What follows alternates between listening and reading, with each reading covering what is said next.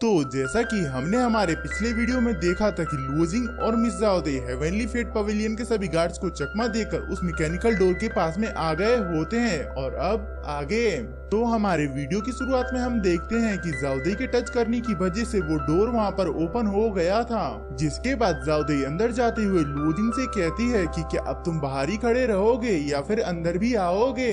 तो ये सुनते ही लुओ जिंग भी अंदर चला जाता है और वो दोनों जन जैसे ही अंदर पहुँचते हैं तो अपने सामने कई सारे बॉक्सेस को देखते हैं जिनके अंदर कई सारी इम्पोर्टेंट इंफॉर्मेशन रखी हुई होती है। तो उन सबको देख करके लुओ जिंग भी वहाँ पर बहुत ज्यादा ही एक्साइटेड हो जाता है, जिसके बाद वो दोनों जन वहाँ पर बिना टाइम वेस्ट किए ही पोरगेटरी माउंटेन के बारे में इंफॉर्मेशन ढूंढने लगते हैं। और वो दोनों जन उसे वहाँ पर बहुत ज्यादा ढूंढते हैं, तब जाकर लुओ जिंग की नजर पोरगेटरी माउंटेन की इंफॉर्मेशन वाले बॉक्स के ऊपर पड़ती है। तो उस बॉक्स को देखते ही लुओ जिंग वहाँ पर जल्दी से जाओदे को आवाज लगाता है, जिसे सुनते ही जाओदे जल्दी से उसके पास आती हैं और उसके पास आकर उस बॉक्स को वहाँ पर उठाने की कोशिश करती हैं, लेकिन इसकी वजह से वहाँ पर किसी तरीके की फॉर्मेशन एक्टिवेट हो जाती है और जमीन के अंदर से एक डिवाइस निकलकर बाहर आता है जिसके ऊपर कुछ पैटर्न्स बने हुए होते हैं। तो उस डिवाइस को देखकर जाओदे को वो कहीं पर देखा हुआ सा लगता है, लेकिन उसे याद नहीं था कि उसने ये कहाँ पर देखा है। जिस पर लुओ जिंग कहता है कि कोई बात नहीं और उस डिवाइस को देखकर कहता है कि ये देखने में किसी तरीके का कॉम्बिनेशन लॉक लग रहा है, तो क्यों ना हम इसे एक करके ट्राई करें। और ये कहकर वो वहाँ पर उस डायल को घुमा देता है, जिसकी वजह से वहाँ पर कुछ हलचल होने लगती है और वहाँ पर कई सारे एरोस आकर के उन दोनों के ऊपर अटैक कर देते हैं।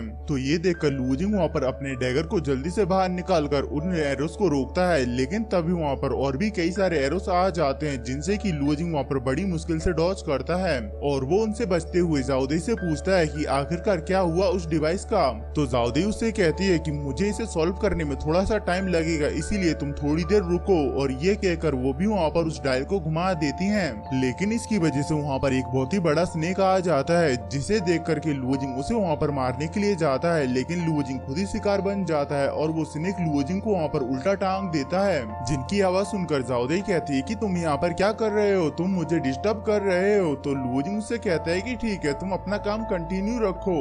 जिसके साथ ही में वो स्नेक वहाँ पर लुओ जिंग को बहुत धोता है और वहाँ पर जाओदे थोड़ी देर तक कुछ सोचने के बाद वहाँ पर उस डायल को घुमा देती हैं, जिसकी वजह से वो स्नेक तो वहाँ पर गायब हो जाता है, लेकिन उसके गायब होते ही वहाँ पर ढेर सारी आग जाओदे की तरफ बढ़ने लगती है। तो उसे देख करके लुओ जिंग जल्दी से उसके सामने आ जाता है, जिस वजह से वहाँ पर जाओदे को कुछ स्मेल आती है और वो लुओ जिंग से कहती है कि क्या लुओ जिंग यहाँ पर खाना पक रहा है और क्या तुम ठीक तो हो। जिस पर लुओ जिंग कहता है कि हाँ मैं बिल्कुल ही ठीक हूँ, तुम तो बस अपने काम पर ध्यान दो और वैसे भी मेरी बॉडी इतनी सी आग को बड़ी आसानी से झेल सकती है। जिस पर जाओदे कहती है कि ना जाने ये यहाँ पर क्या क्या करता रहता है। और वहाँ पर जाओदे को उस मशीन के बारे में थोड़ी बहुत यादें आने लगती हैं, जिस वजह से वो लुओ जिंग को उस मशीन के बारे में इंफॉर्मेशन देने लगती हैं। और इसके बाद वो वहाँ पर उस डायल को घुमा करके उस आग को बंद कर देती हैं। तो ये सब कुछ देख करके लुओ जिंग उससे पूछता है कि आखिरकार तुम्हारे पास इन सब के बारे में इतनी डीप नॉलेज कहाँ से आई।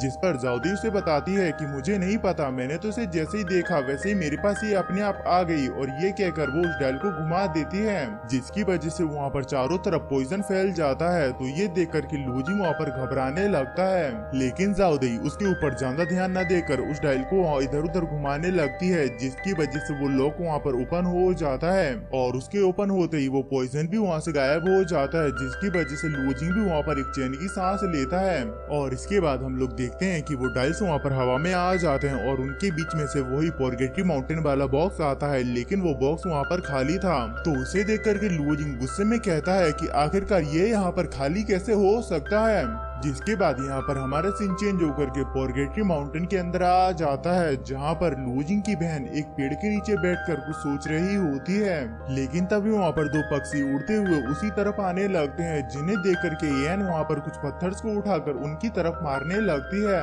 तो उससे डर के वो दोनों वहाँ से भाग जाते हैं, जिसका कारण ये होता है कि उस माउंटेन के चारों तरफ एक शील्ड लगी हुई होती है, जिससे कि अगर वो दोनों जन टकरा जाते तो वो दोनों वहीं पर ही मारे जाते। और उन्हें देख के एन सोचती है कि इन लोगों का जीवन कितना ज्यादा अच्छा है कि ये लोग कहीं पर भी आजादी से आ जा सकते हैं, मैं तो यहाँ पर कैद हूँ। जिसके बाद वो उस फिश जेट पेंडेंट को निकाल कर सोचती है कि ना जाने लूजिंग और फादर घर पर क्या कर रहे होंगे, और इन सब के बारे में सोचकर वो वहाँ पर उदास हो जाती है।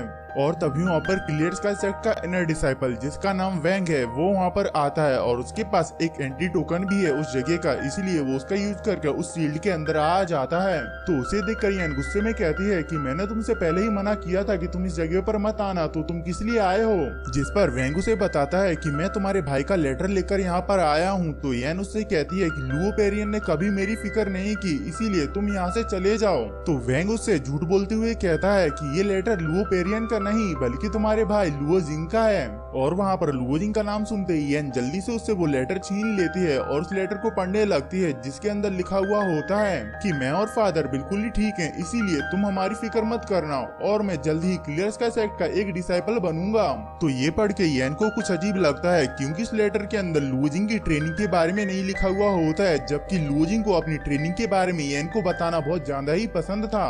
इसीलिए वो वहाँ पर वैंग से कहती है कि क्या ये सच में मेरे भाई ने ही तुम्हें दिया है। तो उसे यकीन दिलाने के लिए वैंग उसे वहाँ पर एक गुलेल दिखाता है जो कि उसे लुओ पेरियन ने लाकर दी थी, जिसे देख करके यन वहाँ पर इमोशनल हो जाती है और उससे वो गुलेल लेकर उसे देखते हुए कहती है कि जब मैं छोटी थी तब मेरे चचेरे भाई मुझे परेशान किया करते थे, इसीलिए लुओ जिंग ने मेरी सेफ्टी के लिए ये गुलेल बनाई थी और उसने मुझे इसकी मदद से पानी की बॉल्स बना करके फायर करना भी सिखाया था। जिसके बाद हम लोग देखते हैं कि वैंग वहाँ पर येन के सामने अपनी अच्छी छवि बनाने के लिए उसे वहाँ पर एक हेयर पिन देने की कोशिश करता है। तो येन उसे मना करते हुए कहती है कि अगर ये मेरे भाई की होती तो मैं इसे जरूर ले लेती, लेकिन मुझे तुमसे कोई भी गिफ्ट नहीं चाहिए। जिस पर वैंग उसे समझाने की कोशिश करता है कि मैं तुमसे मिलने के लिए डेली यहाँ पर आया करूंगा और तुम्हारी बचपन की कहानियां भी सुना करूंगा, तुम बस मुझे एक बार अपना दोस्त बना लो। तो येन उसे कहती है कि मैंने तुमसे पहले ही कहा था कि तुम मेरे लिए एक मुसीबत से कम नहीं हो, इसीलिए तुम यहाँ पर बार बार आना बंद करो। तो अपने बारे में ऐसी बात सुनकर वैंग गुस्से के मारे उस हेयर पिन को दबाने लगता है। जिसके बाद हम लोग लुओ जिंग को देखते हैं जो कि वहाँ पर गुस्से में कहता है कि येन क्या तुम तक जाने का कोई भी रास्ता है यहाँ पर। और वहीं पर जाओदेई उस बॉक्स को चेक कर रही होती है कि तभी उसके अंदर से एक स्लिप निकल कर बाहर आती है। तो उसे पढ़कर जाओदेई कहती है कि इसके हिसाब से पोर्गेटरी माउंटेन का मैप एक आदमी लेकर गया है जिसका नाम वैंग है और वो क्लियर स्काई सेक्ट का एक इनर डिसाइपल है। तो उसका नाम सुनकर के लुओ जिंग वहाँ पर शॉक हो जाता है, क्योंकि वो उसे वहाँ पर पहले से ही जानता था। तो जाओदेई उससे वहाँ पर पूछती है कि क्या तुम उसे जानते हो, जिस पर लुओ जिंग वहाँ पर कोई भी जवाब नहीं देता है और वहाँ पर जाओदेई के पास में आकर उससे कहता है कि मैं आखिरकार उसे यहाँ पर कैसे ढूंढ सकता हूँ। तो ये सुन के जाओदेई उस स्लिप को देखती है जिसके अंदर से उसे वहाँ पर फेंट फ्लोरल यानी फूलों की खुशबू आती है। जिस पर जाओदेई कहती है कि ये हुई ना बात, अब मैं उसे बड़ी आसानी से ट्रैक कर सकती हूँ। और ये कहकर वो वहाँ पर अपनी एक बटरफ्लाई को निकालती है जो कि स्मेल को लेने के बाद वहाँ पर पोर्टल ओपन करके उसके अंदर चली जाती है। तो ये देखे कि लुओ जिंग वहाँ पर बहुत ज्यादा ही खुश होता है, इसीलिए वो वहाँ पर जाओदेई को उठा के घुमा देता है और फिर उसके बाद वो वहाँ पर ज्यादा देर किए बिना जल्दी से उस पोर्टल के अंदर जाते हुए जाओदेई को थैंक्स बोलते हुए जाता है। तो ये देख के जाओदेई भी उसके पीछे जा रही होती है कि तभी वहाँ पर जाओदेई की नजर फेंटियन सिटी के अंदर हुई बैटल की इंफॉर्मेशन के ऊपर पड़ जाती है और वहीं पर लुओ जिंग उस बटरफ्लाई का पीछा करते हुए पोर्गेटरी माउंटेन के बाहर पहुंच गया होता है, जहाँ पर उसे लुओ पेरियन दिखता है। इसीलिए वो वहाँ पर एक पत्थर के पीछे छुप जाता है और वहाँ पर कहता है कि आखिरकार ये यहाँ पर क्या कर रहा है। और तभी वहाँ पर वेंग भी आ जाता है। तो वेंग को देखकर वहाँ पर लुओ पेरियन कहता है कि आखिरकार अंदर सब कुछ कैसा रहा। जिस पर वेंग उसे बताता है कि तुमने मुझसे कहा था कि अगर मैं उसे उसके भाई से रिलेटेड कोई चीज दूंगा तो वो मेरे बारे में अपना ओपिनियन चेंज कर लेगी, लेकिन अंदर ऐसा कुछ भी नहीं हुआ। तो लुओ पेरियन उससे कहता है कि आपको बस थोड़े से पेशेंस की जरूरत है, फिर देखना आने वाले कुछ दिनों में येन आपके साथ बहुत अच्छा बर्ताव करने लगेगी। और वहीं दूसरी तरफ लुओ जिंग भी ये सब कुछ सुन के वहाँ पर गुस्से में आ रहा था। और इसी के साथ ही में हमारा ये वीडियो यहीं पर ही खत्म होता है। और अगर आपने इसके पिछले एपिसोड को नहीं देखा है तो जल्दी से जाकर उन्हें भी देख लीजिए।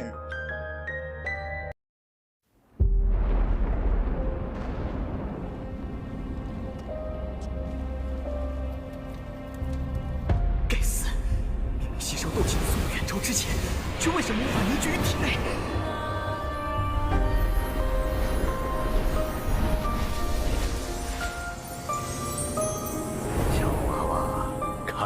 需要帮助啊？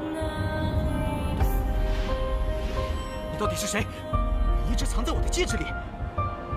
我名为不是，拒绝这种功法，你为什么一直都不传给我？药老，吸你3年斗志气，老夫也是迫不得已。老家伙，你可知道你吸收我的斗志气给我带来了多少屈辱吗？小娃娃，你想变强吗？想受到别人的尊崇吗？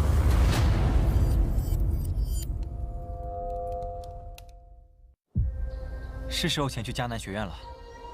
早日找到陨落心眼，也可以早日为你炼制躯体。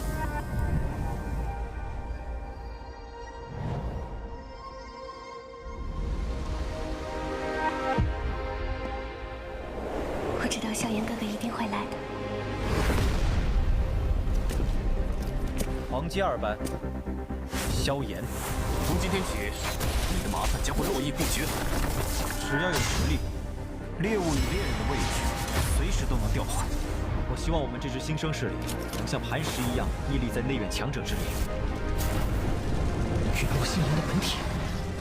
还忘了告诉你，那个什么强榜第1名就是我。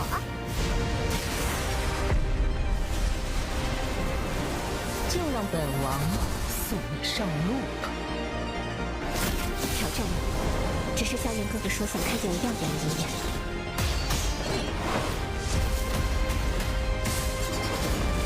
强榜前10的名额，我萧炎有定了。萧炎少爷，小姐该回家了。薰儿，等着我，我会去找你的。不管你背后势力是如何庞大与恐怖，你是我的。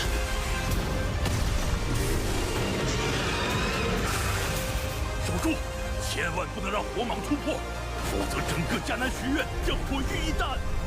大长老，那就别怪韩某出手硬抢了。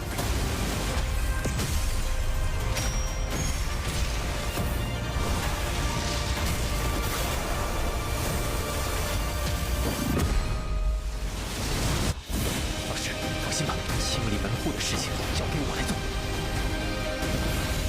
要是你，师兄会让你和老师一起永埋此地。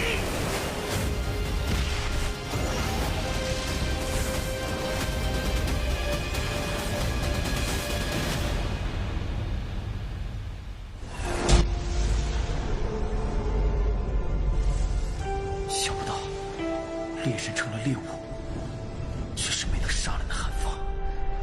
老师，对不住了，这次也连累您了。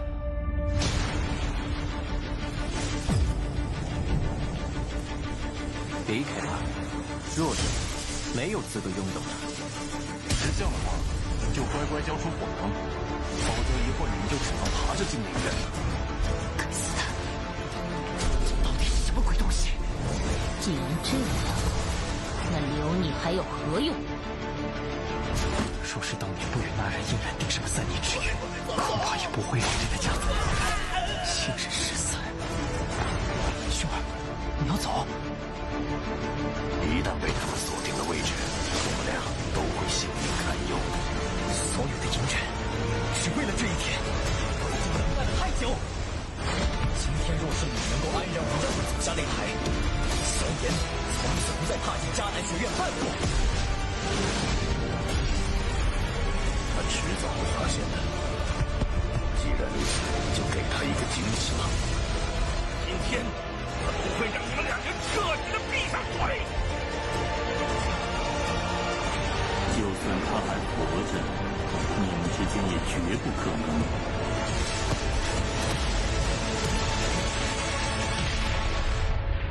加玛帝国云岚宗，我萧炎回来了。